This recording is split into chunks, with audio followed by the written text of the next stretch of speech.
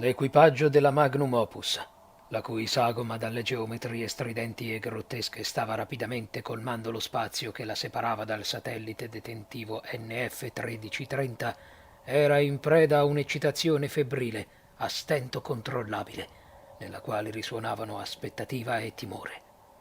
Nessuno di loro, neppure Xanthosis, che per la sua attività di mercenario si era spinto fino alle insidiose propaggini gassose dell'utero di Core, gravide di protostelle, aveva mai messo piede in una delle molte carceri dei sistemi esterni, dove ogni legge redatta dall'uomo valeva meno dell'orina rilasciata dagli spasmi di un moribondo. Oltre i vetri della plancia rischiarata dalla penombra violetta delle spie, i 4 membri della ciurma osservavano il satellite avvicinarsi, ruotando impercettibilmente su se stesso in una pigra orbita, i contorni sfumati dall'alone opalescente dei fari che ne costellavano la superficie.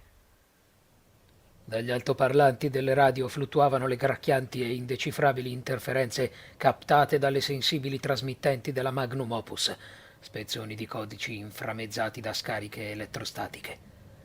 Tutto intorno era un intenso sciamare di navicelle, per lo più con lo stemma del sistema penitenziario, ma anche da cargo, che attendevano il loro turno per attraccare negli hangar. Non poche avevano un aspetto vissuto e nient'affatto rassicurante, come la Magnum Opus, e molto probabilmente si trovavano lì per lo stesso esecrabile scopo. Finalmente vennero contattati dalla torre di controllo del satellite. Una voce rauca di androide di classe Z snocciolò una serie di indolenti domande. Xanthosis, di tutti quello meno nervoso, si fece carico di rispondere, malgrado non fosse lui il capitano. Ripeté il codice che avevano appreso settimane prima, quando la loro missione stava passando la fase di transizione da embrione fantastico a obiettivo concreto.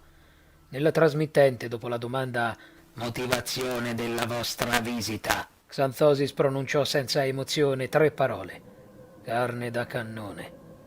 Ci fu un piccolo schiocco elettrico al quale seguì un silenzio che pareva premere sui timpani come il più assordante rumore, durante il quale il sistema nervoso dei passeggeri della Magnum Opus sfrigolò di ansietà.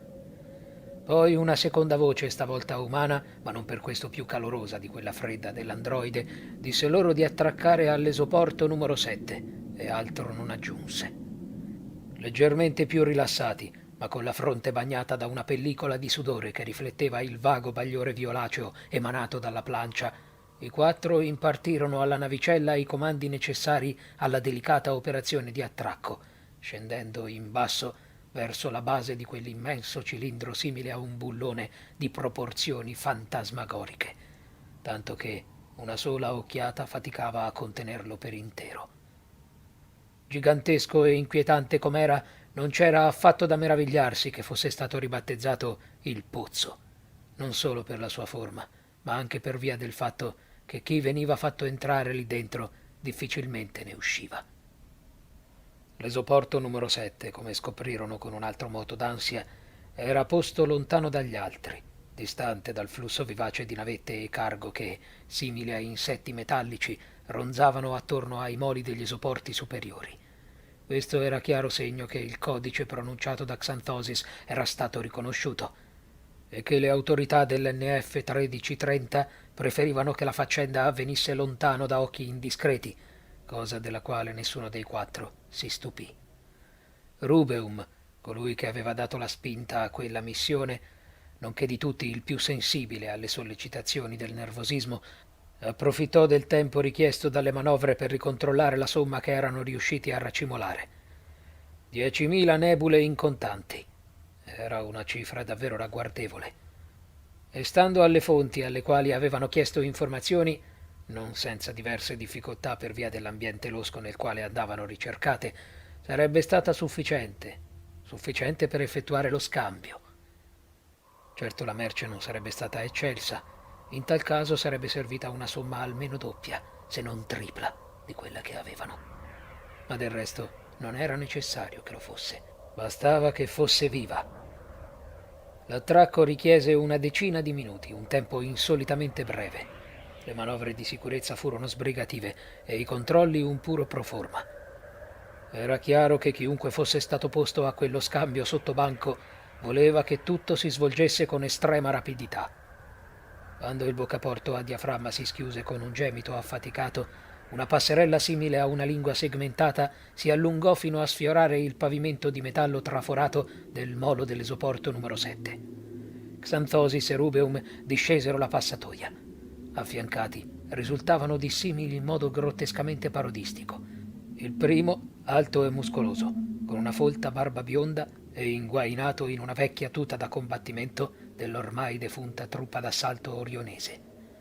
Il secondo, deforme e intrappolato in una scintillante impalcatura in lega di titanio, grazie alla quale, come un ragno, poteva muovere il suo corpo rachitico e inerme, e le bombole che, collegate tramite un fascio di tubicino al facciale trasparente della maschera, gli insufflavano nell'orrida bocca aria purificata. Vennero loro incontro 3 uomini d'aspetto rude in divisa grigio metallizzato. I convenevoli furono ridotti all'osso, mentre sopra le loro teste l'andirivieni delle navicelle non si era fermato un istante. La valigetta, che conteneva le 10.000 nebule, passò dalla mano incrostata di tessuto cicatriziale di Xanthosis a quella ruvida dei calli della guardia. In silenzio, le banconote grigio-verdastro furono contate. A un cenno del capo, una delle guardie si affrettò a tornare indietro, per poi riemergere dalla bocca dell'hangar, spingendo una sorta di barella sormontata da qualcosa della lunghezza di circa 1,80 m, occultato sotto un telo cerato nero. Le protesi di Rubeum produssero ticchetti metallici quando vi si accostò, per poi sollevare un lembo del telo. Allora intravide la traslucida superficie di una capsula medica, attraverso la quale scorse un volto emaciato, sul cui pallore malaticcio e giallastro spiccavano tatuaggi vermiformi e di fattura disgustevole, tipici di certa degradata malavita che infestava i maleodoranti bassifondi di megalopoli planetarie, vivendo di rapine e di spaccio di sostanze illegali. Nessuno avrebbe versato una lacrima per la morte di un individuo del genere. Preso in consegna quella merce di carne umana narcotizzata, i 2 spinsero la barella con la capsula nel ventre in penombra della Magnum Opus, scomparendo oltre le pareti sottili del boccaporto a diaframma. Pochi minuti più tardi, i fari di violenta luce bianca che squarciavano l'eterno buio siderale facevano avvampare le spire cremisi della tortuosa fenice stampigliata sulla fusoliera della navicella, mentre questa si elevava nuovamente spingendosi oltre l'orbita del satellite detentivo, fino a uscire dal gorgo frenetico di astronavi. In breve tempo, l'NF 1330 non era che una vaga forma argentata che galleggiava nel cosmo.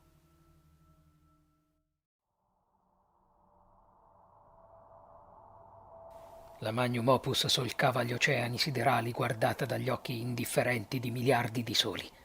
Nebulose dalle forme fantastiche congelate nello spazio regalavano le mutevoli delizie di colori senza nome, ma Rubeum non si curava di tali indicibili meraviglie, poiché chiuso nella sua cabina adibita a studio, era attratto da prodigi d'altro genere, e benché si potesse stentare a crederlo, essi erano già antichi, quando quelle nebulose erano ancora racchiuse in stelle ben lungi dal collassare.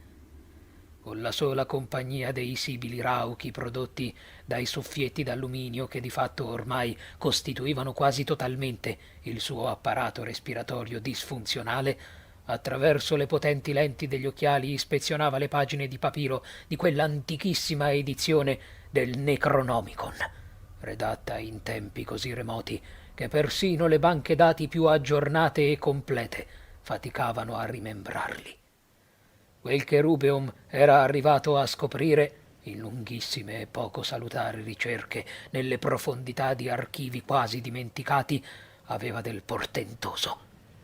Nella sua carriera di bibliofilo aveva avuto modo di contemplare almeno una decina di edizioni del Necronomicon, e di queste almeno 3 persino su formato cartaceo, invece che su supporto digitale. Tuttavia mai prima di allora ne aveva maneggiata una non solo di tale antichità, ma completa di quello che pareva un capitolo non presente negli altri esemplari. L'iniziale stupore del bibliofilo era stato inibito dal sospetto che ciò fosse indice sicuro di un'abile contraffazione. Questo scaturì le più scrupolose indagini per venire a capo di tale gustoso enigma. Le analisi preliminari di natura qualitativa e stilistica avevano fruttificato in risposte incoraggianti. Se di falso si trattava, era un falso di natura pregevolissima, e l'artefice avrebbe meritato le lodi più sincere da parte di Rubeum. Tuttavia, gli esami di laboratorio, costati non poco al ricercatore, avevano sentenziato senza tema di errore che il papiro sul quale quegli elenchi di formule, preghiere, simboli e immagini erano tracciati doveva arrivare sul serio da un passato che antecedeva di molti secoli le più rudimentali forme di scienza e civiltà. Questo, intersecato alla constatazione che l'idioma utilizzato per redigere tale grimorio era il greco antico, diede come risultato la certezza che l'oggetto doveva essere stato realizzato dopo il 950 d.C., anno in cui Teodoro Fileta aveva tradotto dall'arabo al greco il volume. Eccetto per il capitolo aggiuntivo e sconosciuto, il manuale non presentava alcuna differenza da altre pubblicazioni che Rubeum aveva avuto modo di ispezionare. Ogni parola aveva trovato il suo riscontro e la sua corrispondenza in altre opere, e ogni ulteriore esame non aveva fatto che rafforzare una sola ipotesi, ovvero che quell'incredibile libro fosse autentico. Ciò però non gettava alcuna luce sul capitolo segreto. La carta di papiro, l'inchiostro, lo stile e anche la lingua si uniformavano in ogni minuzia a quelli dei capitoli consueti, e questo indicava che era stato composto da un'identica anonima mano, ma non poteva svelare se esso fosse comunque da considerarsi apocrifo, un appendice che forse non serbava neanche una briciola dello sbalorditivo, stratosferico potere del volume, una potenza che Rubeum ben conosceva e che aveva già sperimentato con soddisfazioni e tormenti in egual misura. Se era ridotto a una carcassa, più macchina che uomo, lo doveva in parte anche ai devastanti effetti che le formule contenute nel Necronomicon erano capaci di sprigionare, ma era uno scotto pagato con risolutezza, poiché gli aveva fatto scorgere verità che il più intelligente e aggiornato scienziato della sua epoca non sarebbe neanche arrivato a sfiorare nei più febbrili sogni indotti da qualche droga. Più si addentrava negli intricati misteri di quel libro e più il dubbio si diluiva nell'esaltazione. Ciò che i suoi affaticati occhi avevano l'onore di osservare era la più incredibile e prodigiosa di tutte le scoperte mai effettuate dall'uomo in millenni di storia. Se lui fosse vissuto in ere più retrograde, dove per viaggio spaziale si intendeva la ridicola spedizione di qualche grossolana sonda per grattare la ferrosa superficie di Marte, quella rivelazione gli sarebbe stata del tutto inutile, perché non avrebbe avuto i mezzi necessari per sperimentarne le vastissime potenzialità. Ma il fato aveva voluto premiare i suoi tanti dolori e le sue innominabili pene, facendo sì che la sua epoca fosse quella in cui l'umanità aveva colonizzato pianeti che un tempo erano stati appena intravisti con l'ausilio di potenti telescopi. Il capitolo segreto del Necronomicon, sebbene scritto in tempi in cui la massima espressione tecnologica erano i carri e le bussole, trattava indubbiamente e in modo sorprendentemente preciso di materie di natura cosmica e spaziale. La mente di Rubeum, surriscaldata dall'incredulità, si contorceva nel tentativo affannoso di capire come ciò fosse possibile, ma la risposta si rifiutava di dargli sollievo. Era indubbio che l'autore era pratico di pilotaggio di navicelle per viaggi interstellari, o almeno aveva trascritto sotto la dettatura di qualcuno che ne era esperto.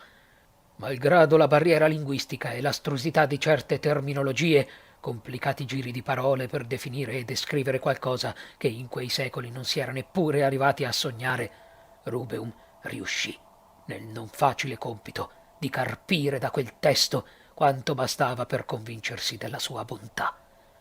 Tutti quei diligenti elenchi di cifre, quei calcoli, quelle indicazioni si potevano traslare in efficaci coordinate che assai semplicemente potevano essere inserite nel pilota automatico di una qualunque astronave.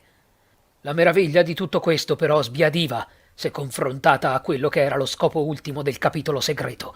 Quelle 30 pagine aggiuntive, infatti, erano depositarie di un potere che da solo bastava a ridurre tutti i portenti dei precedenti capitoli a meri trucchi da saltimbanco.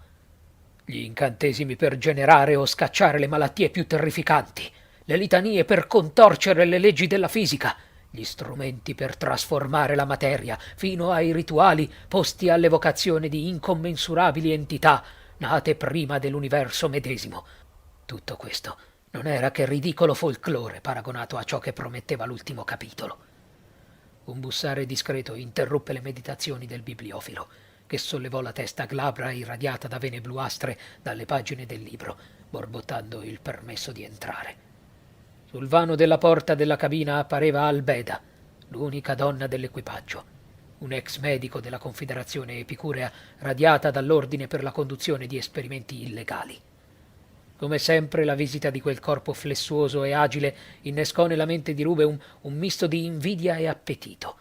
Lo sguardo di lei, posandosi sul suo organismo deforme, mosso più dalla forza meccanica che dalla strenua potenza del suo sistema nervoso, non tradì nessuna emozione, come al solito. Con tono clinico comunicò che tutti loro erano pronti per la fase 1. Le labbra purpuree di Rubeum confezionarono un sorriso sghembo sotto la semisfera opaca della sua maschera e rispose con un cenno d'assenso. Godette delle curve di Albeda ancora per un attimo mentre questa si allontanava, prima di raccogliere il suo prezioso libro e uscire a sua volta dalla cabina.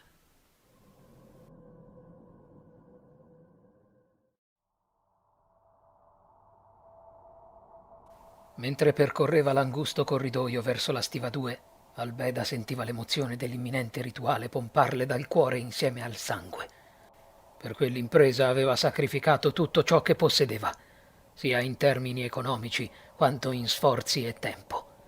Un fallimento avrebbe sancito la rovina più incommensurabile, precipitandola a un livello ancor più degradante di quello in cui la radiazione dall'albo degli Epicurei l'aveva scagliata. Ma un irrazionale ottimismo scacciava le ombre dei dubbi e delle incertezze. Seppur non fosse arrivata a dominare il sapere arcano come invece era in grado di fare Rubeum, ne aveva studiato a sufficienza le zone superficiali, a tal punto da comprendere che non esisteva la parola impossibile nel vocabolario degli antichissimi saggi, che in tempi ormai perduti si erano destreggiati con conoscenze e miracoli capaci di far impallidire anche le scienze più ardite. La domanda non era se il rito avrebbe funzionato, ma se loro 4 fossero stati in grado di officiarlo con dovizia. La natura stessa di quel cerimoniale richiedeva capacità che sfioravano le corde dell'inumano, imponendo che leggi fisiche e biologiche redatte dalla stessa mano di qualunque forza, senziente o casuale, che aveva plasmato l'universo, fossero da loro spezzate e ricomposte in una precisione millimetrica. In buona sostanza, era come se un chirurgo si trovasse a dover operare un atomo con l'ausilio di pinze e bisturi, consapevole che la più microscopica esitazione o inadempienza avrebbe avuto come risultato una deflagrazione nucleare di devastanti proporzioni. La Magnum Opus era una navicella da trasporto di tipo Gamma, finalizzata a viaggi commerciali, e disponeva di 3 stive, ma non essendo priorità del gruppo il trasporto di merci, solo 2 di esse erano state stipate di tutto quel che poteva essere di qualche utilità durante il loro viaggio. La stiva 2, al contrario, aveva subito una radicale metamorfosi, diventando al contempo una cella e una sala operatoria. Ovattati dallo stesso pannello trasparente che fungeva da quarta parete, gli insulti e i versi animaleschi dell'uomo prelevato dal satellite detentivo NF-1330 esplodevano nella stiva. Si esprimeva nel gutturale dialetto dei coloni del sistema Erebus, pertanto il suo linguaggio non era in alcun modo interpretabile da coloro che l'avevano comprato per 10.000 nebule. Il sorriso di Xanthosis balenò fra la selva arruffata di barba dorata e picchiettò con le nocche sul vetro della cella. Istantaneamente una costellazione di schizzi di saliva si stampò sul pannello, spruzzata con violenza dal detenuto, il quale era impossibilitato a reagire in altro modo, poiché era stato opportunamente immobilizzato tramite cinghie legate a un lettino. A parte un indumento intimo, il suo corpo era nudo e mostrava tutti i brutali segni di una vita bestiale. Le sue membra magrissime e tese, quasi prive di muscolatura, erano un'atroce pergamena che, tramite le cicatrici delle ripetute iniezioni di droga, i tatuaggi, i pallidi segni di accoltellamento, raccontava spaventevoli storie di degrado. Non appena vide Albeda prese ad esibirsi in versi di libidine scimmiesca e osceni sussulti del bacino, agitandosi nel limite di quanto le costrizioni gli davano licenza di fare. Albeda non reagì a tali provocazioni e Xanthosis si limitò a scimmiottare il prigioniero, imitandone movenze e ululati. Ma Nigred, il terzo spettatore, pareva invece seriamente allarmato dalle feroci smanie dell'uomo legato al lettino. Egli era il più giovane della ciurma della Magnum Opus, con facente funzioni di pilota. Un ragazzo olivastro, tutto gomiti e ginocchia, che accanto alla mole da gladiatore del mercenario pareva un ragnetto smilzo dagli occhi irrequieti. Annunciato dai secchi clangori delle sue protesi, Rubeum si aggiunse al trio e anch'egli consumò qualche istante nella contemplazione delle violente bizze dell'ex detenuto, il quale, avvinto in un parossismo d'ira e di volgare ilarità, contorceva il proprio orrido volto in smorfie orribili, tutte all'indirizzo degli spettatori. Con un sibilo la lastra prese a scorrere dentro le pareti. Il mercenario e il giovane pilota non si mossero, mentre l'ex medico e il bibliofilo, senza quasi degnare di un'occhiata l'uomo che si dibatteva e starnazzava sul lettino, entrarono nella piccola stiva rivestita d'acciaio. Con fare metodico Albeda prese ad aprire cassetti, estraendone inquietanti parti di attrezzature mediche che assemblò insieme, dando loro un aspetto ancor più minaccioso. Benché bersagliata da insulti e da sputi, la donna procedette sicura e senza scomporsi. Mentre ciò avveniva, il vecchio deforme aveva riposto il Necronomicon su un tavolino metallico, carezzandone le fragili pagine con affetto e studiando con occhi pulsanti di trepidazione le arcane formule che vi risaltavano sopra, attendendo il momento buono per pronunciarle. Non ci potevano essere errori. Se il prigioniero fosse morto, non sarebbero riusciti a comprarne un altro dall'esecrabile mercato nero di esseri umani organizzato dai secondini senza scrupoli di quella prigione. Dovevano fare centro al primo colpo. Intanto Albeda stava ultimando i preparativi, ignorando tanto le contorsioni del prigioniero quanto lo sguardo sconvolto che ardeva nel viso pallido e aguzzo di Nigred, che non le si staccava di dosso. Collegò l'apparecchiatura a un groviglio di tubi flessibili che pendevano dal soffitto.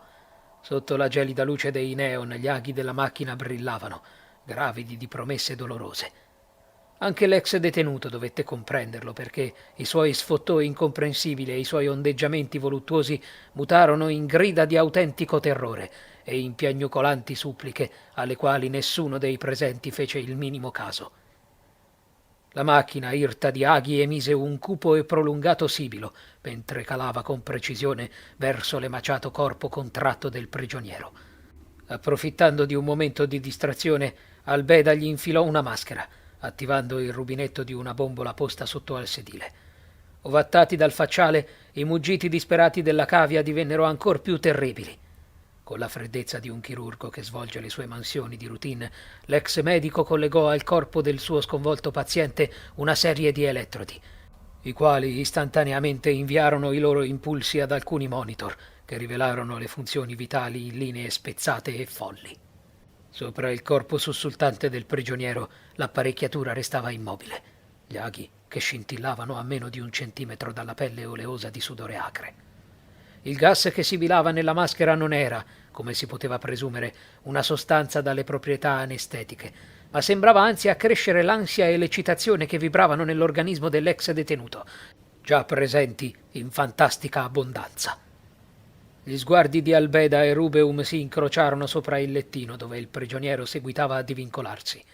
Al cenno del bibliofilo, la donna pigiò un pulsante che provocò la discesa degli aghi nella carne, in profondità. Il detenuto barrì un lamento sfiatato, lo scarno torace incrostato di tatuaggi e cicatrici che sussultava per l'iperventilazione. I suoi occhi allucinati guardarono verso l'alto e vibrarono di terrore nell'accorgersi che lentamente una sostanza di un gelido benefico azzurro stava discendendo lungo i tubi trasparenti collegati all'apparecchiatura. Ne seguì il decorso con lo sguardo, fino a che il liquido non raggiunse le parti metalliche. Inconsapevole che quel fluido fosse il veleno di un mollusco dimorante certi ancestrali oceani di un pianeta ai margini della galassia, una delle materie più urticanti che fosse mai stata scoperta. Ma non appena i primi millilitri di tale sostanza gli entrarono in vena, fu scudisciato da una tale terrificante sensazione che chiamarla dolore significa utilizzare il più delicato e ingenuo degli eufemismi. Mentre Xanthosi si impallidiva sotto la scorza da mercenario, Nigred correva via con una mano premuta sulle labbra per trattenere i conati, e Albeda rivolgeva la sua attenzione ai parametri vitali impazziti, tentando di chiudere le orecchie alle grida del prigioniero. Il mostruoso Rubeum gracchiava la sua sacrilega litania di oscure parole, dando inizio al primo atto di quelle che il capitolo chiamava le 9 danze del regno del dolore.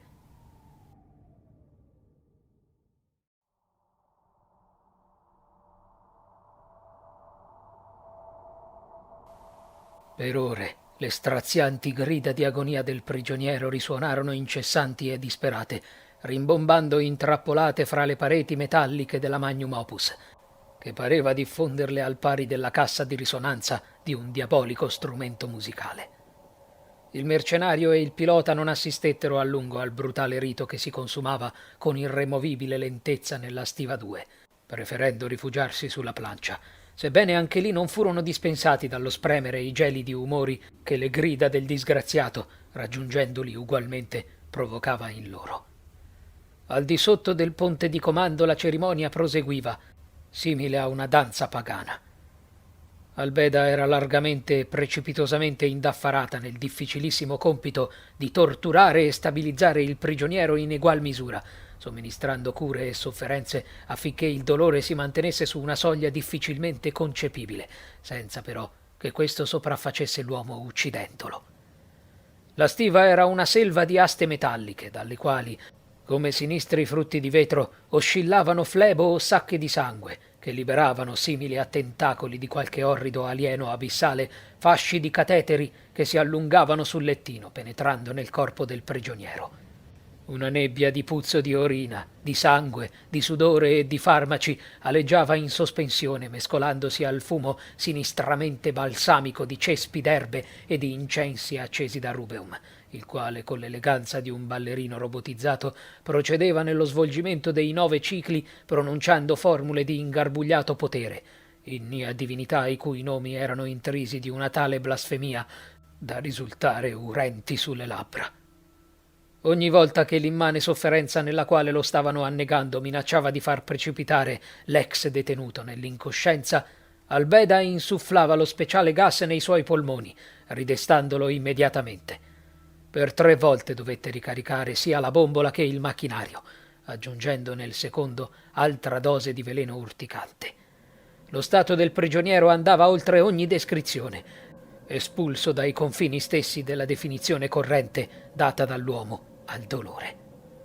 Da tempo le sue grida non erano più acute e isteriche, ma si erano consumate a rauchi bramiti e sfiati, poiché il tanto urlare gli aveva lacerato irreversibilmente le corde vocali.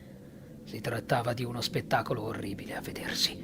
La ripetuta sofferenza gli aveva strappato quel poco di umanità che un'esistenza randagia gli aveva concesso, tramutandolo in una larva percorsa dai traumi più incommensurabili. Al compimento dell'ultimo ciclo, sia il bibliofilo che l'ex medico erano stremati al punto da faticare a reggersi in piedi, madidi di sudore, doloranti per gli sforzi e assordati dai continui versi d'agonia che il prigioniero non aveva cessato per un momento di espellere. Adesso l'intera stiva soggiaceva a un'innaturale pressione, come se l'aria offuscata di odorose fumerie avesse aumentato la propria consistenza e qualche invisibile entità più antica del cosmo vi fosse pigiata dentro. Il perpetuo dolore che gli era stato inflitto, in connubio con il rito, era imploso nella mente del prigioniero, dapprima straziandola e infine facendola fiorire in un sentimento sconosciuto, al di là del piacere e della sofferenza, un'estasi di catartica eccellenza, come quella che si diceva avvincesse la psiche di certi santi durante il martirio. Tutto fuorché divina era però la luce che Rubeum poteva scorgere nello sguardo di quel disgraziato, che recava l'espressione di chi sta ammirando i più oscuri dei portenti. Le forme di folli titani che giocano con la materia primigenia come bambini farebbero con il fango, creando e distruggendo universi interi. Pronunciando le conclusive formule delle 9 danze del regno del dolore, Rubeum si approssimò all'uomo legato sul lettino, il cui corpo si era pressoché immobilizzato, solo vagamente sussultante per una miriade di piccoli e ripetitivi tic nervosi. Il dolore doveva essere talmente alto da mandargli in sovraccarico il sistema neurologico in tutta la sua interezza. Proprio allora, quando la sofferenza non poteva più essere spinta oltre quell'ultimo inumano limite, il bibliofilo estrasse lo spillone lungo 40 centimetri e sottile come un capello, che da 9 giorni fino a quel momento aveva tenuto in un bagno di latte esposto a una lampada speciale di sua creazione, emettente una luce che imitava alla perfezione le frequenze mistiche irradiate dalla luna della terra. Salmodiando con grande sforzo le ultime parole di potere, vide davanti a sé compiersi il primo di una lunga serie di incredibili prodigi. L'aspetto della realtà ricevette uno scossone, come se qualcuno ne avesse afferrato i lembi e l'avesse sbattuto al pari di un lenzuolo. Di colpo, l'organismo del prigioniero di materia solida trasmutò in qualcosa di bellezza scioccante, una statua trasparente, dai bordi di finissima luce azzurra, entro i quali, meravigliosi oltre ogni spiegazione, organi e tessuti palpitavano ingabbiati in un complicatissimo reticolo di vene, arterie e vasi linfatici. La sua mano si mosse guidata da una volontà non sua, veicolata dal potere emanato dalle formule appena pronunciate.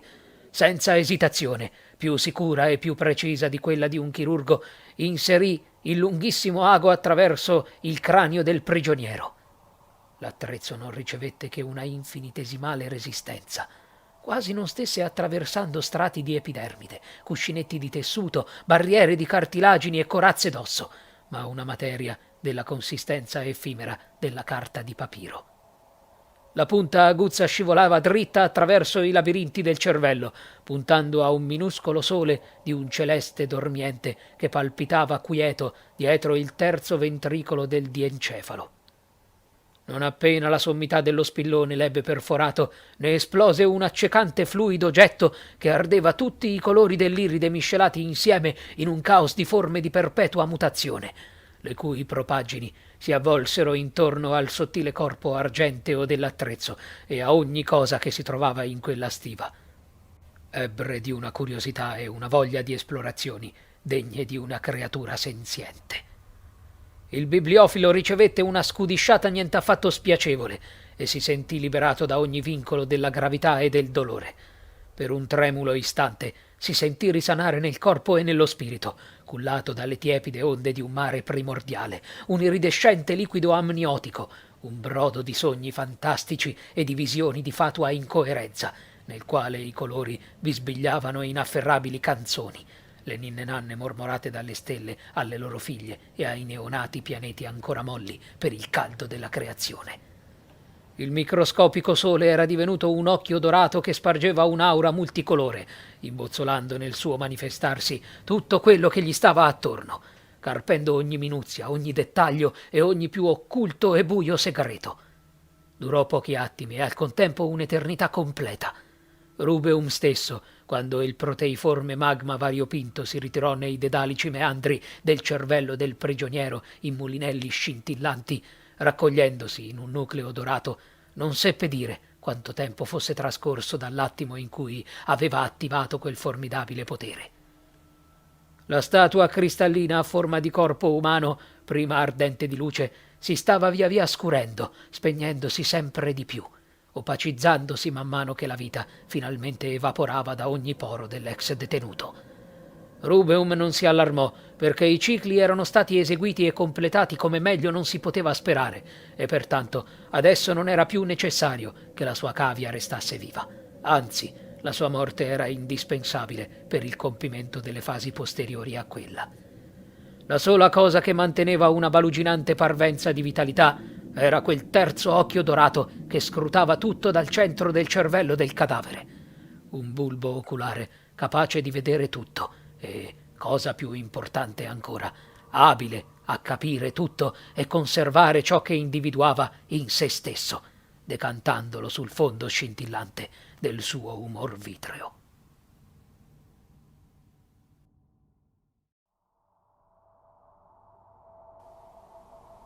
Dopo il fruttuoso compimento della prima fase, Rubeum e Albeda dovettero obbligatoriamente recuperare le molte forze disperse durante il rituale d'apertura. L'energia sfavillante somministrata loro dall'adrenalina del movimento, venendo meno, li precipitò in uno stato molto vicino al coma, dal quale emersero non senza fatica e dolore, poiché quel sonno, benché insondabilmente profondo, non era privo di visioni di natura così insensata e labirintica da produrre in risposta le più vive manifestazioni di terrore. Albeda, in virtù del suo corpo giovane e sano, si riebbe per prima da quella condizione di ansioso torpore, e questo le diede modo di sottoporre il bibliofilo, già di per sé debole e debilitato, a una serie di cure scrupolose. La salma dell'ex detenuto, liberata da flebo, elettrodi e cateteri, riposava in una capsula criogenica, nella quale si sarebbe mantenuta incorrotta fino al momento di essere usata nuovamente. Trascorsero parecchi giorni, ma i riverberi del primo cerimoniale ancora vivevano intrappolati fra le metalliche pareti della Magnum Opus, sollecitando l'agitazione negli animi del mercenario Xanthosis e del pilota, il giovane Nigrid, i quali, contrariamente agli altri due compagni, non erano per nulla avvezzi e abituati al manifestarsi degli oscuri portenti generati dal sapere arcaico. Naturalmente entrambi loro, fin dal principio, avevano accettato di prendere parte a quella stravagante spedizione, ben sapendo che il viaggio sarebbe stato imbevuto di misteri e di avvenimenti che avrebbero messo a dura prova le loro convinzioni. Ma neppure Xanthosis, abituato a cavarsela in estreme situazioni, a sopravvivere in ambienti ostili e a combattere al soldo di questo o quell'altro danaroso signore, era riuscito a rimanere indifferente durante quel primo atroce assaggio di magia. Cercando di mantenere la compostezza e il sangue freddo dei quali era sempre andato fiero, tracannava sempre più spesso lunghe e ansiose sorsate dalla fiaschetta che portava sempre con sé, piena di quel distillato alcolico prodotto illegalmente su certi pianeti del sistema Bellatrix. Il pilota, che per sua natura era facile preda di ansia e agitazioni, viveva in un costante senso di allerta, che contribuiva ad assegnare un qualcosa di topesco nel suo fare. I suoi sonni erano inquinati da incubi sconvolgenti e durante la veglia scattava e sussultava al minimo suono. Tale inquietudine crebbe quando venne il suo turno di dare un contributo alla causa. Quando il bibliofilo si fu ristabilito e poté nuovamente aggirarsi per i tortuosi corridoi della navicella, fu proprio con Ygritte che volle parlare. Era giunto il momento di inserire nel pilota automatico della Magnum Opus le coordinate ricavate dai precisi e incredibili calcoli redatti sul Necronomicon. La qual cosa non sarebbe stata né difficoltosa né motivo di panico per Nigred, se non che i computer della plancia, fino ad allora tanto ubbidienti ai comandi del pilota, espressero un'inspiegabile ritrosia. Nigred non capiva da cosa derivasse il problema. Ogni volta che le coordinate erano inviate, la loro elaborazione si interrompeva e la robotica voce del computer centrale affermava che tale destinazione era inesistente, il che era ovviamente ridicolo e spaventoso insieme. Come poteva essere che nell'infinità delle rotte che si intersecavano nel cosmo, quella da loro scelta non fosse contemplata? Questo mandò in paranoia tutto l'equipaggio, Rubeum più di tutti, poiché il rituale poteva essere espletato unicamente in quel preciso punto dell'universo, non altrove. Era sufficientemente versato nelle arti arcane da non prendere alla leggera i dettagli, dato che in quella disciplina nulla era abbandonato alla casualità, e trascurare anche solo un particolare poteva condurre al fallimento, se non alla vera e propria rovina. Ragion per cui il pilota perse quasi una settimana in una faticosa e macchinosa opera di resetto del sistema di pilotaggio. Faccenda non da poco, visto che un passo falso poteva compromettere la capacità di locomozione della Magnum Opus, lasciandoli alla deriva nello spazio profondo. Ma Nigred, abile quanto nervoso, concluse l'operazione con una vittoria e riuscì a fare in modo che il sistema ricevesse e accettasse le coordinate suggerite dal manuale, anche se la navicella parve in ogni caso mostrare nei confronti di tali istruzioni un atteggiamento che, se si fosse parlato di un essere vivente e non di una macchina, si sarebbe descritto come paura. Questo fornì all'animo tormentato di Nigred nuovo materiale per le sue ansie e i suoi incubi terribili. Quanto tremendo e innaturale doveva essere il luogo corrispondente a tali coordinate, se persino il pilota automatico, la più rudimentale e inespressiva delle intelligenze artificiali, sembrava manifestare terrore all'idea di recarvisi. Che sapesse neppure gli androidi migliori, quelli di classe A, erano in grado di provare autentiche emozioni o sentimenti. Inoltre, com'era possibile che le mappe galattiche non avessero inizialmente riconosciuto la rotta, quasi che essa fosse a loro ignota o impossibile da percorrere? Erano tutti interrogativi di natura terrificante, sui quali non osava soffermarsi troppo. Aveva accettato di unirsi a quel gruppo di pazzi solo spinto dalla paga e da promesse di gloria che, al momento, gli sembravano ingannevoli quanto un miraggio. Il vecchio bibliofilo aveva di certo la mente corrotta da chissà quale forma di follia, e per quanto riguardava la donna, Nigred aveva visto androidi più umani di lei. Sul mercenario poteva solo dire che i suoi modi da smargiasso e la puzza di sudore che si portava appresso bastavano a renderglielo odioso. Ma se non altro, anch'egli si era unito alla ciurma mosso da ragioni più comprensibili che l'inseguimento di chimere, ovvero, come nel caso dello stesso pilota, una sostanziosa ricompensa in cambio della sua conoscenza dei pericoli dei viaggi stellari. Sapere che si rivelò assai utile nelle settimane successive, quando i viveri presero a scarseggiare e si dovette trovarne altri, contrattando con gruppi di contrabbandieri che bazzicavano i settori poco frequentati, oppure quando si trattava di evitare le pattuglie dell'esercito, una cui ispezione della Magnum Opus avrebbe di sicuro significato per tutti loro un tragico epilogo al più vicino satellite detentivo. Durante il tragitto Rubeum poté dedicarsi alla preparazione della salma in vista delle ultime fasi della cerimonia. Era un compito che richiedeva diverso tempo e che doveva svolgere da solo, immerso in un profondo raccoglimento. Formule e invocazioni meritavano l'attenzione più scrupolosa. Un banale errore di pronuncia avrebbe vanificato tutto il lavoro precedente.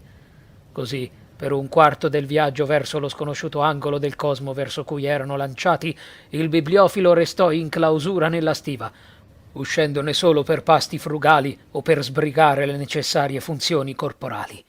Gli altri tre non osarono mai scendere nella stiva 2, per nulla curiosi di assistere a quelle negromanzie.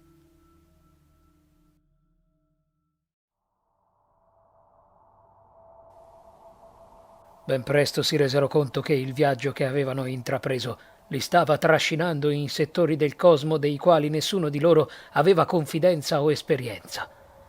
Sul tondo schermo del radar le segnalazioni della presenza di altre navicelle, dapprima a tal punto frequenti che la plancia era tutta un cinguettio di elettronici bip, si erano gradualmente e inesorabilmente ridotte, e adesso l'apparecchio non emetteva che un lievissimo ronzio. Nessuno solcava quel vuoto, eccetto la Magnum Opus, che forava l'eternità con la sua affusolata massa, la fenice sulla carlinga che avvampava alla remota luce di qualche stella. Quella strana solitudine innervosiva l'equipaggio a tal punto da contagiarli con inusuali pensieri, persino allucinazioni. Oltre gli spessi vetri della plancia o degli oblò talvolta, qualcuno di loro aveva scorto, o almeno gli era parso, forme gigantesche che si contorcevano nelle tenebre fra le masse stellari. Entità che, a dispetto delle loro apparenti proporzioni titaniche, sembravano capaci di svanire quando si tentava di osservarle meglio. Xanthosis, il mercenario, in tono di smargiassa e ironia, attribuì la colpa di tutto questo ai fumi che esalavano dalla stiva, entro la quale Rubeum seguitava a salmodiare litanie e cupi incantesimi rivolto al cadavere che stavano trasportando nella capsula criogenica. Da parte sua, Nigred il pilota afflisse tutti dando voce a ogni preoccupazione che gli saltava in mente, dalla possibilità di non trovare mercanti per rifornirsi di alimenti al pericolo di terminare il carburante, e le sue querule predizioni nefaste irritarono a tal punto il mercenario che egli prese il ragazzo per la gola, intimandogli di non osare più di fiatare. Comando che il pilota, seppur stillando veleno da ogni poro, eseguì senza altre obiezioni. A nutrire i loro serpeggianti timori si aggiunse il fatto che anche la loro strumentazione di bordo manifestava comportamenti anomali. Quasi che in quell'area fossero in atto strane forze che sollecitavano i recettori della Magnum Opus in maniera insolita. Talvolta le apparecchiature smettevano di funzionare, oppure per pochi e frenetici secondi impazzivano come bombardate da un sovradosaggio di dati che le mandava in sovraccarico, registrando però dei segnali del tutto incompatibili con la realtà, cifre spropositate e livelli di sostanze in proporzioni o troppo stratosferiche o troppo infinitesimali. Dopo poco i rilevamenti tornavano a essere coerenti. Qualche volta le sonde acustiche avevano trasmesso agli altoparlanti dei cosmofoni suoni di genere sconosciuto, che il computer di bordo non seppe identificare se non fornendo percentuali e probabilità sulla loro natura, cambiando spesso opinione quasi fosse indeciso. Per la ciurma non ci fu nulla di più spaventoso. Non erano i serici fruscii prodotti dal passaggio di una cometa o le cupe melodie sorde emesse da un pianeta in rotazione, ma lugubri lamenti che si contorcevano lentamente in modulazioni e variazioni intollerabili all'udito umano, che raggiungevano all'istante i più primordiali centri del cervello, liberando tutte le sostanze della paura e dell'ansia. Ogni tentativo da parte della ciurma di scoprirne l'origine o anche solo la provenienza fu vano. Il radar non mostrava la presenza di altre navicelle o anche solo di asteroidi o pianeti. Altri strumenti concordavano con questo. Erano apparentemente soli. Eppure c'era qualcosa che bombardava le loro sonde con quel terribile rumore. Durò una ventina di minuti prima di spegnersi gradualmente, come se si stesse allontanando. Ulteriore motivo di sconcerto e panico fu scoprire che quel suono inquietante non era rimasto impresso nei nastri che automaticamente registravano ogni effetto acustico proveniente dall'esterno. Quando provarono a riascoltarlo, non udirono che i soliti rumori di fondo, tipici dello spazio. Il pilota era particolarmente preoccupato per via delle bussole cosmiche, le quali iniziavano a dare segnali nient'affatto normali, come se qualcosa interferisse a fasi con il loro funzionamento. Un problema allarmante, poiché era solo grazie a loro se la Magnum Opus era in grado di orientarsi in tutto quel vuoto. Trascorse un periodo piuttosto lungo, che indusse tutti a formulare un piano per cominciare a razionare i viveri e stabilire periodi in cui avrebbero proceduto a motori spenti, sfruttando la semplice spinta cinetica per risparmiare carburante. Il radar e altre strumentazioni animarono la plancia di segnali acustici. Di colpo la navicella si trovava circondata da strane presenze. Le rilevazioni trasmisero dati piuttosto bizzarri. Si registrava il concretizzarsi di una lunga fascia di quelli che assomigliavano a detriti in sospensione di natura metallica. Subito il pilota attivò i visori telescopici, i quali proiettarono sugli schermi le prime immagini. Quel che l'equipaggio vide annullò la capacità di esprimersi. Si trattava di forme contorte e spigolose al pari di cristalli dalle cui estremità ammaccate e recise sgorgavano fasci di cavi o monconi di sonde. Astronavi, o più precisamente relitti di esse, che fluttuavano abbandonate, reduci da chissà quali impatti. I primi miseri resti presero a scivolare ai lati della Magnum Opus con la tetra elegante dignità di un cadavere trasportato dall'acqua. Di alcune non rimanevano che frammenti accartocciati di scafo, i vetri della plancia crepati, i motori compressi. Altre erano praticamente integre, salvo per qualche ammaccamento qua e là, derivato dalle collisioni con altre navette inattive, ma quando gli zoom delle telecamere ingrandirono le immagini, dalle bocche dei 4 cosmonauti evasero gemiti di orrore e terrificante meraviglia. Tracciate sui pannelli del ponte di comando c'erano lettere scritte con qualcosa che aveva sbavato lunghi rivoli sul vetro. Il pilota e il mercenario fissavano le immagini con ebete incomprensione, ma Albeda e Rubeum, al contrario, riconobbero in quei graffiti deliranti cupi riflessi delle loro conoscenze esoteriche. Su un pannello stava scritto: «Ho succhiato il latte della capra nera dai 1000 piccoli». Sapeva di delirio. E su un altro si leggeva: «L'occhio di Azathoth vede seppur cieco». Una terza scritta strillava: «Mio Dio, è femmina!» E poi ancora su altrettanti oblò e pannelli una sequenza di messaggi trasudanti la più fervida, abissale pazzia. «La melodia di Astur si assaggia con la lingua. Il buio fra le stelle è vivo. Dibattetevi come mosche nelle ragnatele di Atlach-Naká». E altri ancora: ma di grammatica troppo corrotta e snaturata dalla follia perché li si potesse decifrare. Sotto gli occhi allucinati dell'equipaggio l'orrore non accennava a diminuire, ma si palesava in forme sempre più stupefacenti nella loro bruttezza. Ecco infatti che fra quei rottami orbitanti, che oramai erano talmente numerosi da urtare lievemente la Magnum Opus con deboli rintocchi, galleggiavano pure corpi umani, le cui forme pallide e patetiche parevano avvinte in un'infinita lentissima danza. Non indossavano alcuna tuta spaziale e nella maggioranza erano nudi, segno che dovevano essere usciti dagli abitacoli senza minimamente curarsi di proteggersi. Sui loro corpi era ben visibile la violenta follia che li aveva assaliti. Simboli e diagrammi di orribile genere spiccavano incisi sulle membra. Quasi tutti avevano crateri sanguinanti al posto degli occhi. Fu proprio allora che Rubeum, per quanto avvinto dallo sceno spettacolo di quello sconfinato cimitero fluttuante, percepì un suono che giungeva basso e insistente dalla stiva. Staccando non senza sforzi lo sguardo dai vetri della plancia, si precipitò nei ponti inferiori. Notò che la capsula criogenica vibrava sui supporti e che sotto la liscia e curva superficie il cadavere che vi era custodito fremeva e sussultava come se i suoi nervi fossero stimolati da scariche elettriche. A bocca aperta, avvelenato di terrore euforico, il bibliofilo ammirò le spasmodiche contrazioni delle mani e dei piedi di quel defunto, lo scatto di gomiti e di ginocchia, il rapido serrarsi delle mascelle e, in particolar modo, l'ammiccare terribile delle palpebre che, al pari di immondi bivalvi, si schiudevano su occhi grigi come stelle morte, nei quali si indovinava appena un offuscato baluginio d'oro emanato dall'occhio mistico che ardeva custodito nella massa del cervello. Ma quella non era vita, solo un riflesso, il mostrarsi della percezione di un segnale captato dal sistema nervoso del morto, non diverso dagli avvisi sonori delle apparecchiature della plancia. Ciò non di meno era il sintomo che si stavano avvicinando alla zona dell'universo segnata sul capitolo segreto del Necronomicon e che presto, molto presto, la grande opera tanto inseguita e sognata dalle schiere di alchimisti del passato si sarebbe compiuta, schiudendo di fronte a loro i più inimmaginabili prodigi.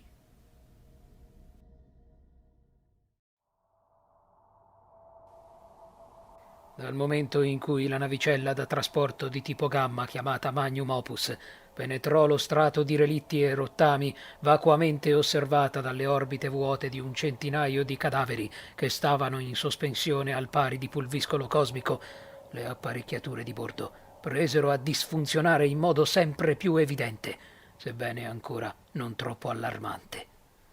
Nigred, il pilota, malgrado la giovane età, era sufficientemente esperto da poter far fronte a quelle seccature, sebbene non riuscisse quasi a dominare la paura che lo invadeva. Un sentimento sottile che vedeva riflesso anche sui volti dei suoi 3 compagni. Grazie al radar e ai pochi dati coerenti mostrati dal computer, si stabilì che stavano attraversando la sezione di un ampio anello di detriti non dissimile da quelli che si formano attorno alle masse di certi grossi pianeti.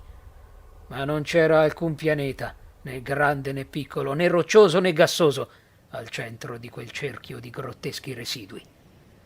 Nessuno degli strumenti rilevava la presenza di un corpo celeste, sebbene i cosmofoni stessero nuovamente captando una sonorità inusuale che sembrava provenire proprio dal nucleo dell'anello, irradiandosi al pari di un'oscura melodia, a tratti ronzante, a tratti gutturale, così atrocemente simile a una voce mostruosa da foderare le pareti dei cuori dell'equipaggio con la gelida brina del terrore.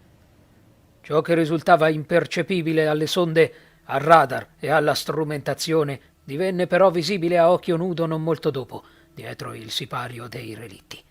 Cinta da fasce di carcasse la cui coalescenza aveva dato vita ad ampi anelli, stava una sfera perfetta della dimensione di un pianeta nano, il cui corpo rotondo sembrava essere costituito di mercurio liquido, che rifletteva come uno specchio ogni cosa, sebbene il suo colore non fosse l'argento scintillante di quel metallo, ma bensì una qualità di nero tanto intensa e profonda che riusciva a risaltare nitida persino sullo sfondo buio del cosmo.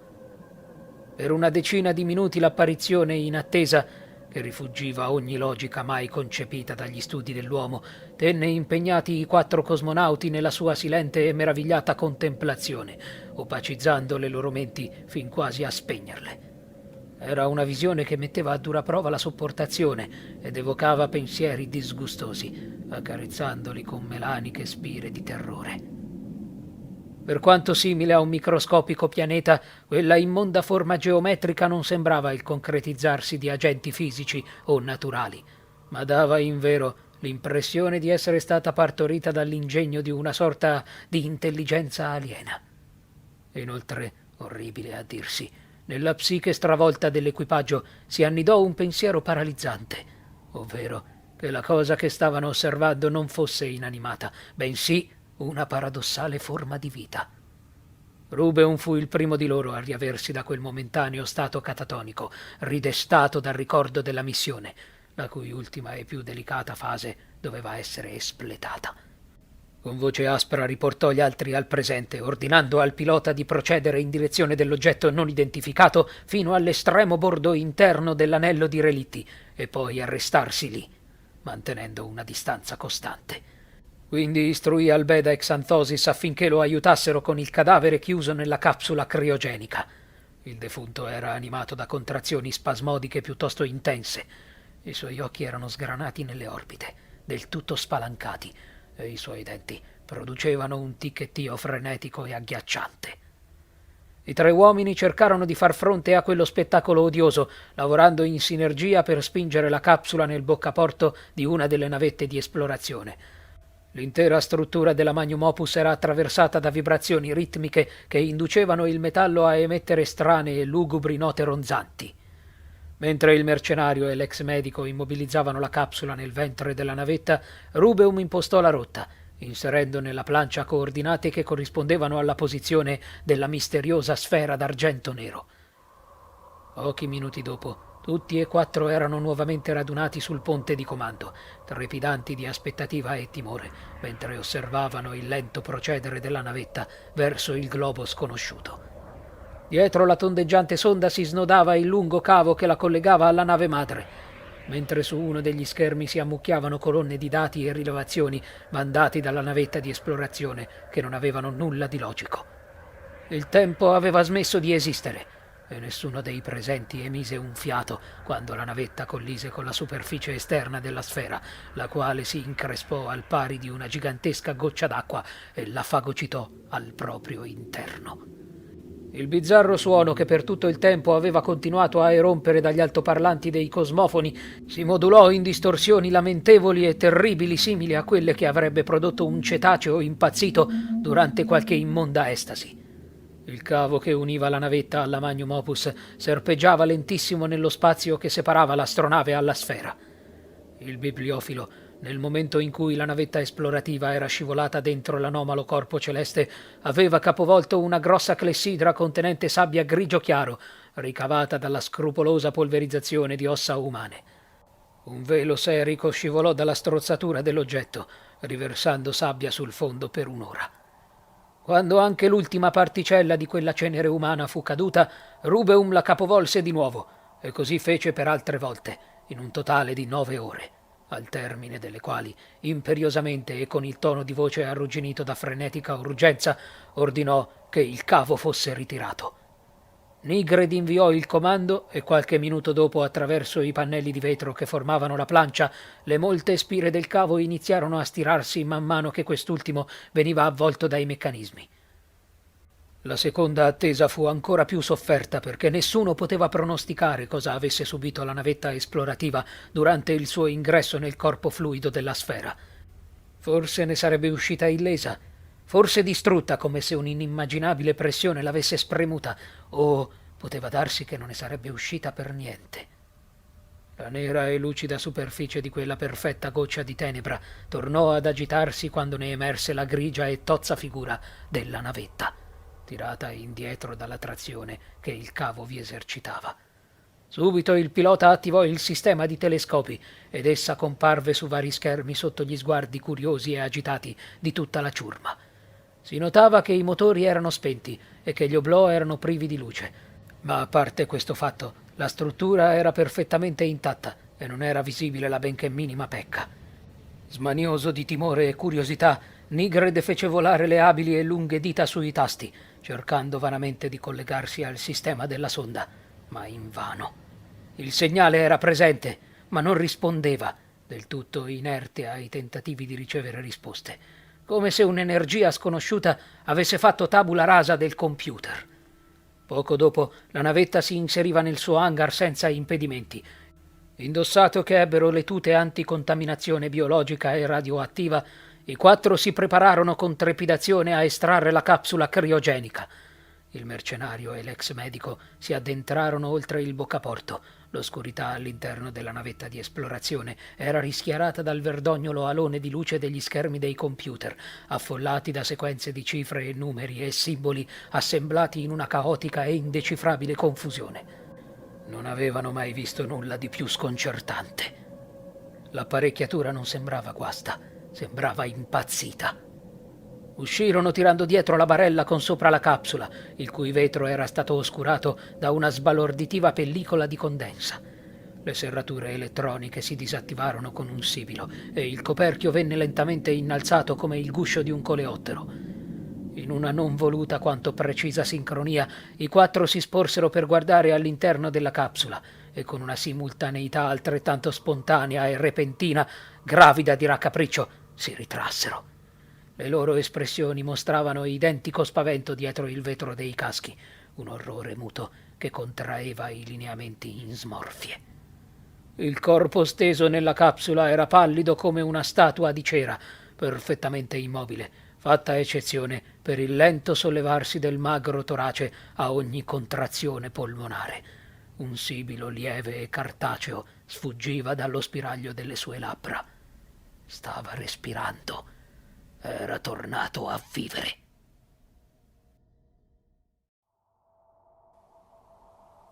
L'opera suprema, ricercata per secoli da ogni mago, alchimista e scienziato della sconfinata storia dell'umanità, si era infine compiuta.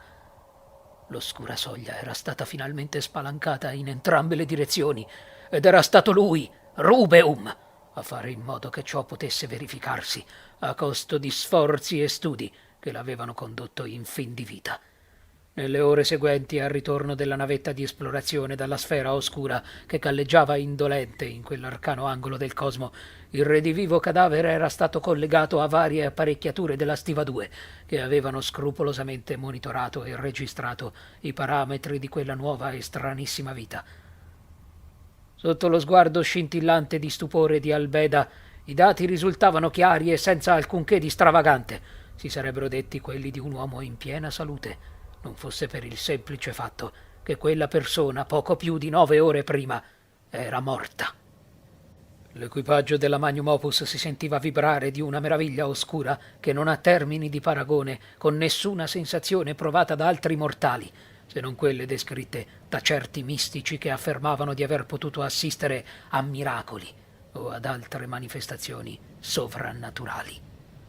Ognuno di loro esprimeva il proprio sconcerto in varie forme. Xanthosi stracannava dalla fiaschetta, Nigred lustrava la plancia con un panno consunto, Albeda controllava e ricontrollava le funzioni vitali del corpo, e Rubeum sfogliava il Necronomicon con febbrile euforia, la testa torturata dal martellante e ossessivo ripetersi del famigerato distico inesplicabile formulato dallo yemenita Abdul al-Hazred. Non è morto ciò che può vivere in eterno, e in strani eoni anche la morte può morire. E questo era accaduto di fronte ai loro occhi. La morte aveva abbandonato quel cadavere come precedentemente aveva fatto la vita, ed esso si era colmato di nuova energia sconosciuta che ne aveva riattivato le funzioni, facendo tornare il cuore a battere e i polmoni a miscelare ossigeno nel sangue. Solo la mente per il momento era cheta. Le opportunità che quella loro scoperta offriva erano infinite. Rubeum sentiva la sua capacità di pensare ingolfarsi da tante che erano le prospettive che poteva formulare. Erano in possesso del segreto più potente che mai fosse esistito nell'intero universo, più strabiliante della scoperta del fuoco o della ruota. Anche razze più progredite evolutivamente e tecnologicamente degli umani si sarebbero inchinate di fronte a loro, venerandoli come dei, pur di apprendere la conoscenza che sconfiggeva la morte. Nel mezzo di tali elucubrazioni di gloria e potere, un urlo terribile lo indusse a sussultare. Il grido ancora non si era del tutto spento, che il bibliofilo già stava caracollando sulle sue protesi di titanio nel corridoio, con il cuore in gola e i pensieri tutti rivolti al redivivo che giaceva nella stiva. Quando raggiunse la stiva, vide che il mercenario e il pilota erano accorsi a loro volta, tesi e carichi di ansietà. Xanthosis, abituato a rispondere agli stimoli con la violenza, imbracciava già un voluminoso fucile d'assalto, la cui canna tradiva un lieve tremito. Albeda stava con la schiena aderente a una parete e il terrore del suo volto non può essere espresso. I loro occhi erano rivolti all'interno della stiva e fu in quel punto che Rubeum rivolse i propri, sentendo il fiato mozzarsi nei suoi poveri polmoni deteriorati. Il corpo non giaceva più nella capsula, ma era ritto in piedi, volgendo loro le spalle in una grottesca visione delle scapole che affioravano sotto il sottile e biancastro strato di cute. Un braccio era inerte lungo il fianco, ma l'altro era sollevato e l'ossuto dito indice era intento a tracciare con l'unghia una sequenza pigra di cerchi su un pannello metallico.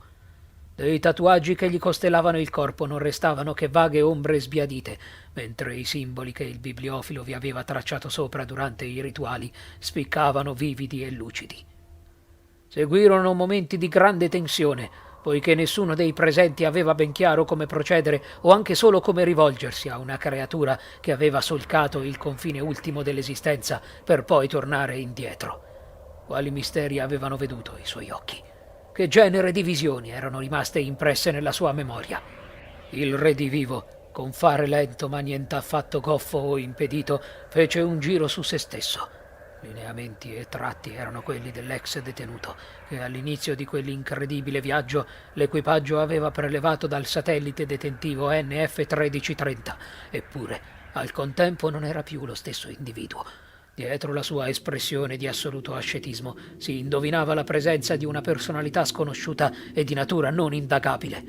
Gli occhi erano come piccoli e perfetti globi di vetro riempiti di fumo bianco, nei quali però si poteva scorgere una lieve lucentezza dorata che dava loro una parvenza di vita inquietante. Difficile dire se stesse osservando il piccolo gruppo di scioccati cosmonauti.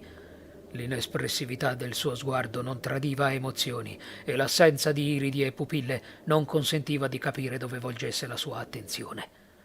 Come compì qualche passo in avanti, il mercenario sollevò ancor più la sua arma, pronto a far fuoco, ma prontamente Rubeum gli ordinò di non sparare, prima di rivolgersi all'entità con parole carezzevoli, costellate di tanti frammenti d'emozione. L'essere appariva docile e remissivo, si avvicinò al bibliofilo con fare privo di ostilità, ma senza mutare l'espressione del volto o accennare a una risposta. Poi, come se i suoi nervi avessero ricevuto una scossa, le rilassate membra del suo corpo si irrigidirono. La testa ruotò di scatto sulle vertebre e gli occhi puntarono il giovane pilota, facendolo sobbalzare. La faccia inespressiva dell'uomo mutò gradatamente, animandosi di un sentimento irriconoscibile, una sorta di inumano sarcasmo. Le sue labbra senza colore si contorsero come vermi su due sole parole. Sempre ride. La voce che le aveva similate sconvolse chi la udì fin nelle più profonde corde dell'animo, risvegliando dense sensazioni di orrore e ripugnanza dagli arcaici labirinti del cervello. Nigred fissava l'interlocutore come paralizzato, quasi fosse sul punto di andare in pezzi. Per una trentina di secondi i loro occhi furono stretti in un indissolubile legame, prima che i lineamenti del redivivo tornassero a liquefarsi in una non espressione priva di sentimento, sprofondando nuovamente in una serafica apatia. Vani furono i tentativi di Rubeum di indurlo a pronunciare altre parole, tanto nei minuti successivi quanto nelle ore e nei giorni seguenti, mentre la Magnum Opus faceva ritorno a settori del cosmo più civilizzati. Il redivivo, che fu battezzato Athanatos, era sottoposto più volte al giorno a ogni tipo di esame e controllo medico, che subiva senza frapporre lamentele, senza chiedere spiegazioni. Collaborativo, ma indolente. Non sembrava minimamente incuriosito o stimolato da ciò che lo circondava, così come non pareva conservare ricordi della sua vita randagia e della sua detenzione, meno che mai del terribile rito dolorosissimo al quale Rubeum e Albeda l'avevano obbligato. Anche i risultati dell'analisi del suo organismo non rivelarono fatti di qualche rilievo. Tutti i parametri rientravano nella più consueta normalità, eccezion fatta per il sangue, poiché quel liquido tessuto era stato mutato in una sostanza nera e lucida del tutto simile alla materia di cui era composta la sfera. Indagarne la natura e la composizione si rivelò fatica sprecata. Quel composto era refrattario a ogni analisi. Restava inerte ai reagenti e le apparecchiature non riuscivano ad estrapolarne la composizione chimica. Albeda, non senza frustrazione e incredulità, non arrivò mai neppure a stabilire se si trovassero di fronte a qualcosa di organico o inorganico. Tali fallimenti, anziché gettare l'ombra dello sconforto, riattizzarono nel bibliofilo l'ardore per la scoperta e la ricerca. Stabilì che Athanatos non doveva essere più relegato nella stiva, ma gli concesse licenza di spostarsi per la navicella a suo piacere. Questa sentenza incontrò le rimostranze dell'equipaggio, specie dell'ex medico, che trovava tale decisione imprudente e avventata. Ma Rubeum non volle sentire ragioni, persuaso com'era che una maggiore libertà avrebbe permesso alla formidabile creatura di sciogliere il blocco psichico che la ammutoliva, inducendola quindi a comunicare.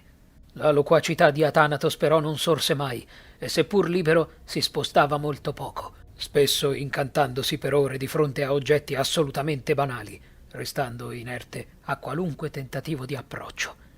Non rifiutava né cibo né acqua, ma sembrava non essere soggetto agli stimoli della fame o della sete, tanto che, se non lo si induceva a farlo, non si nutriva e non beveva alcunché di sua spontanea volontà.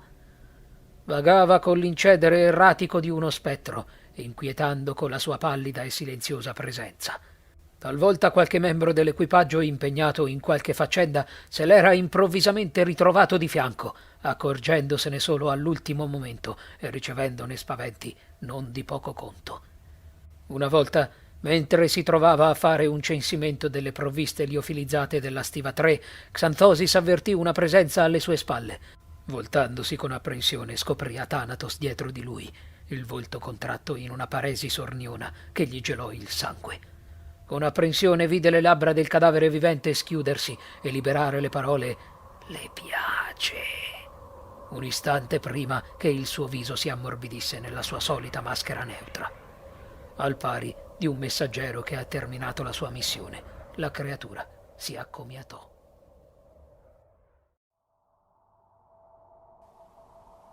Se Rubeum e Albeda non avessero avuto la mente e i sensi convulsamente impegnati nell'arduo compito di studiare Athanatos, forse si sarebbero accorti che fra Nigred e Xanthosis si stava gonfiando una pustola di acredine reciproca.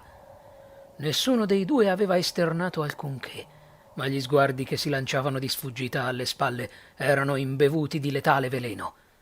L'astio che già nutrivano l'uno per l'altro fin dall'inizio della missione stava lievitando in un marcescente sentimento di odio e come un'oscura formazione fungina proliferava nel buio delle loro menti, generando le lucubrazioni più paranoiche e malefiche. Il germe che stava germogliando in loro, trovando terreno fertile nel substrato nutriente del malanimo, erano le poche parole che Athanatos gli aveva rivolto giorni prima. Quelle minuscole pseudofrasi, del tutto prive di qualunque senso, avevano invece trovato un loro significato nei pensieri dei due cosmonauti.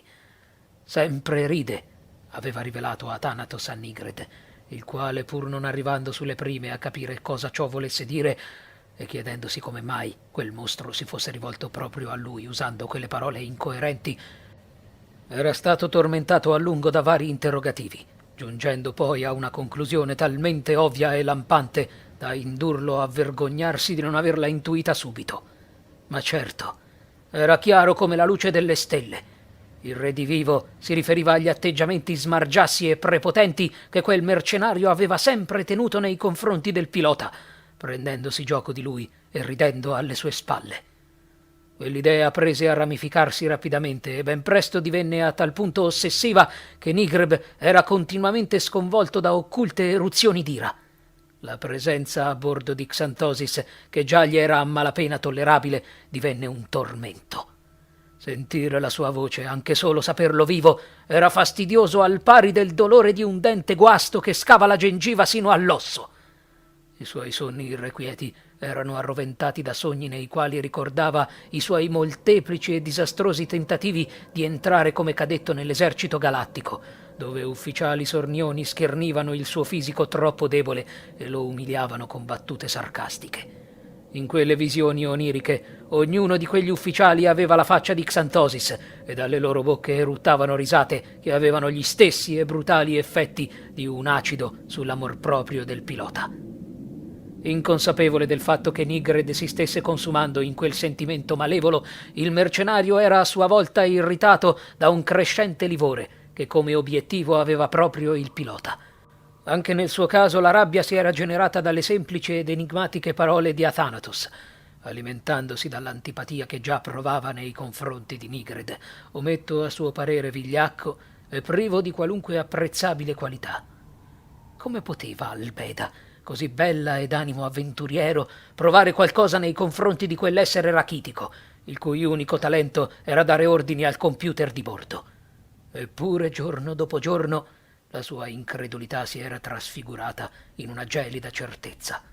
Le piace, aveva profetizzato Athanatos, e non potevano esserci dubbi, almeno secondo la logica del mercenario, che si stesse riferendo ad un qualche sentimento che l'ex medico percepiva per Nigred, per quanto incomprensibile fosse a Xanthosis il criterio secondo il quale una donna preferisse un subumano quando poteva concedersi a lui. Non riusciva a dormire, tanto il nervoso lo drogava, tanto la febbre dell'odio gli ardeva nel cranio, torturandolo con sogni dove, dallo spiraglio di una porta, osservava Albeda e Nigred amoreggiare e deriderlo.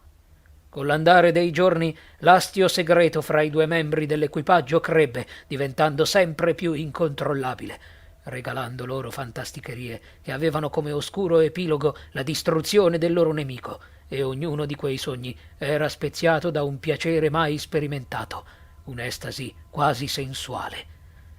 Nella totale inconsapevolezza del bibliofilo e dell'ex medico, quasi senza che loro stessi se ne avvedessero del tutto, Nigred e Xanthosis decisero di uccidersi a vicenda. Il secondo dei due andò a chiamare il pilota, riferendogli la falsa volontà di Rubeum che egli verificasse lo stato dei database della navicella di esplorazione. Il pilota se ne stupì non poco, siccome era stato ormai appurato che il computer di bordo della sonda fosse irrecuperabile. Xanthosis, di fronte all'incredulità di Nigred, si limitò a stringersi nelle spalle, affermando in tono casuale che sicuramente un tecnico più qualificato sarebbe riuscito a venire a capo di quel problema una volta che la Magnum Opus fosse atterrata in qualche porto. Colpito nel vivo da tale frecciata, Nigred acconsentì a seguire il compare fino al boccaporto della navetta, il quale, una volta spalancato, lo introdusse nel suo ventre scuro, dove i monitor intasati di illogiche scritte gettavano una lucentezza spettrale. Mentre era chino sui comandi inerti, il pilota udì il lacerante sibilo del boccaporto che veniva chiuso dietro di lui e si volse giusto in tempo per notare il volto sogghignante di Xanthosis sparire dietro il pannello. Dall'altra parte del boccaporto, il mercenario digitò sul pannello i codici di lancio della navetta di esplorazione, che, avendo le funzioni irreversibilmente paralizzate, poteva essere manovrata solo attraverso la nave madre. Fu così che, mentre al suo interno Nigred urlava e batteva vanamente i pugni sul boccaporto bloccato, la sonda venne espulsa dallo scafo, proiettata nello spazio. Il cordone di sicurezza, eseguendo le direttive impostate da Xanthosis, si sganciò dal substrato e si arrotolò nella sua nicchia come un serpente ammaestrato. Recandosi al più vicino oblò, il mercenario non poté trattenere un moto di esaltazione crudele nel vedere lo sferico, argenteo corpo della navetta senza controllo scivolare nell'oscurità, immaginando la disperazione di quel povero idiota di Nigred, destinato a crepare di fame e di sete, e perso chissà dove. Estraendo la fiaschetta, ripassò quel che avrebbe raccontato agli altri due, quando sarebbero inevitabilmente venuti a conoscenza dell'assenza del pilota. Semplicemente avrebbe detto che Nigred aveva scorto dei segnali incoraggianti provenire dalla sonda, cosa che l'aveva indotto a entrarvi per una verifica. Al che, Forse mossa da un guasto provocato da una radiazione sconosciuta della quale si era irradiata nella sfera, la navetta si era distaccata dalla Magnum Opus, perdendosi alla deriva. Considerando quanti avvenimenti strani erano accaduti durante il loro viaggio, riteneva che questa storia fosse più che plausibile. Se avessero espresso preoccupazione riguardo al fatto di non avere più un pilota, non avrebbe dovuto far altro che tranquillizzarli. La rotta del ritorno era impostata nella memoria del computer centrale. Inoltre, l'infarinatura di pilotaggio che aveva ricevuto all'Accademia Militare era più che sufficiente per evitare guai. Beve un sorso dalla fiaschetta e gli parve che il suo stomaco si trasformasse in una supernova. Il dolore lo fece ripiegare su se stesso, mozzandogli il fiato tanto che non riuscì neanche a gridare. La sofferenza che provava era inimmaginabile. Un dolore ardente gli si stava ramificando in tutto il corpo, come se qualcosa lo stesse mangiando vivo dall'interno verso l'esterno. Cadde bocconi sul pavimento metallico. I muscoli sconquassati da violente convulsioni, le vie aeree intasate di schiuma soffocante. Non poteva sapere che la sostanza che lo stava così crudelmente uccidendo era qualche goccia del veleno usato per compiere la prima fase del rituale sul detenuto, versata nel liquore da Nigred, approfittando di un momento in cui il mercenario aveva lasciato incustodita la sua cara fiaschetta. Lo shock gli paralizzò il cuore in meno di 3 atroci minuti e quando, non molto tempo dopo, Albeda lo trovò, era raggomitolato in un contorto orrendo groviglio di arti, la faccia paonazza congelata in un eterno silente urlo d'agonia.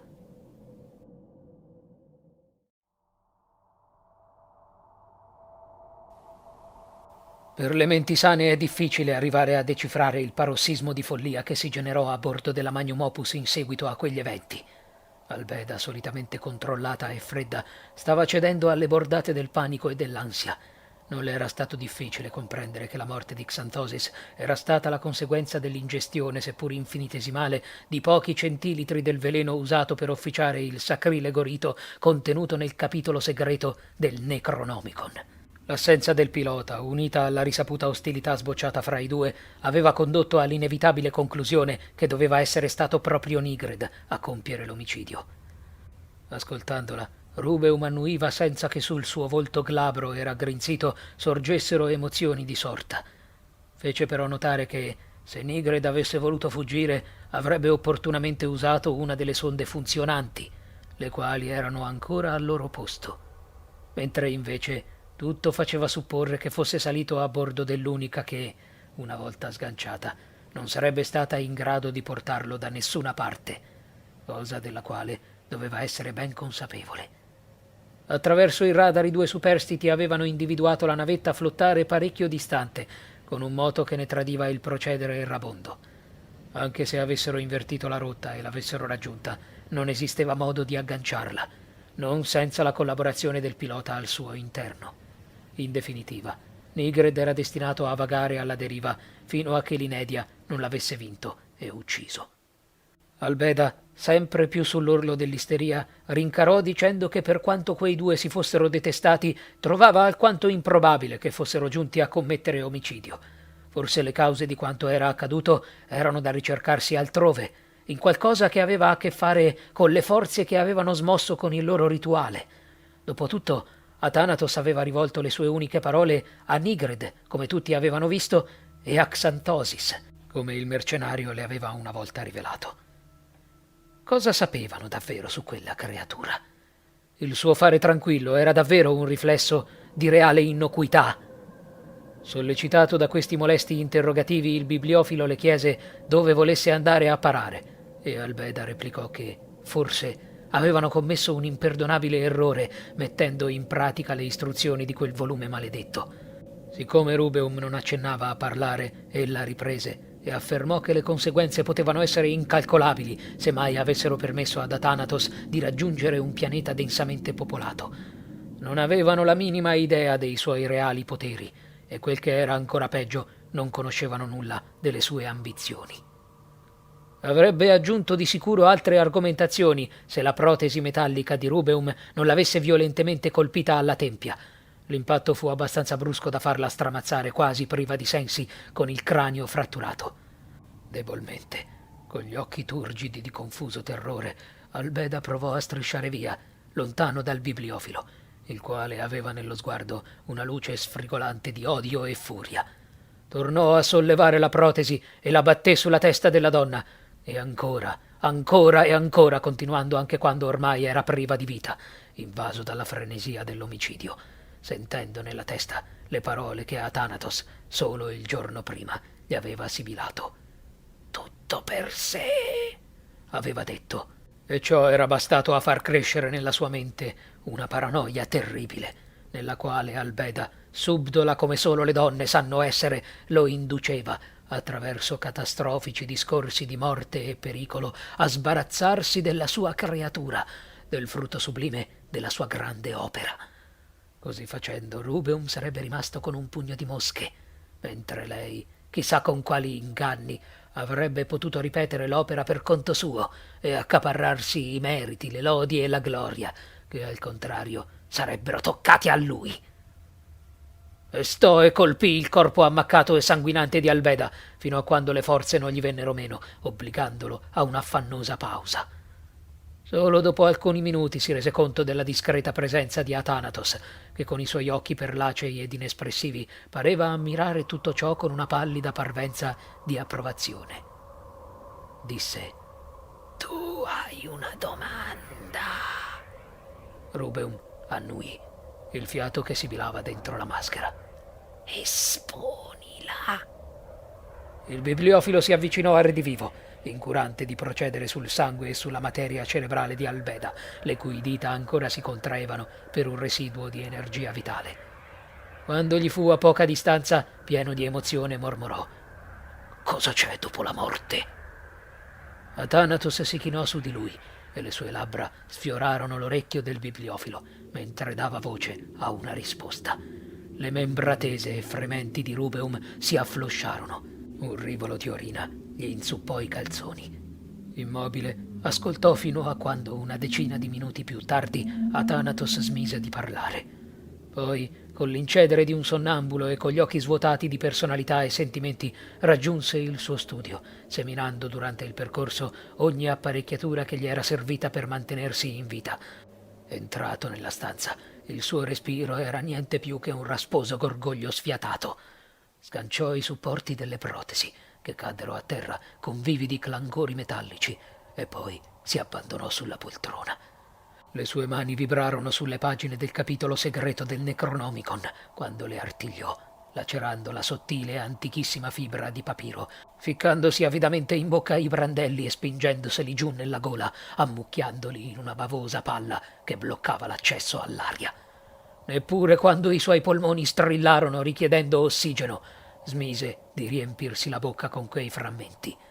Il suo sguardo divenne opaco, poi si scurì fino a un cupo crepuscolo di ombre, e i suoi sensi percepirono ciò che Athanatos gli aveva rivelato, e morì. Mentre questo accadeva, il Redivivo era rimasto in plancia, fissando i comandi. Come se una mano invisibile stesse dando istruzioni, il computer di bordo impostò nuove coordinate e immediatamente la Magnum Opus corresse la propria rotta, deviandola di diversi gradi. Athanatos restò in piedi, sollevando appena il capo per osservare oltre i pannelli della plancia la spruzzata di stelle che palpitava immersa in quel buio infinito. Uno di quegli astri remoti faceva da sole per un piccolo e insignificante pianeta sulla cui superficie la razza degli uomini aveva esordito, evolvendosi da forme primordiali e rozze. Il mondo dal quale Abdul al-Hazred aveva chiamato molti suoi simili. Il mondo che ben presto sarebbe stato suo.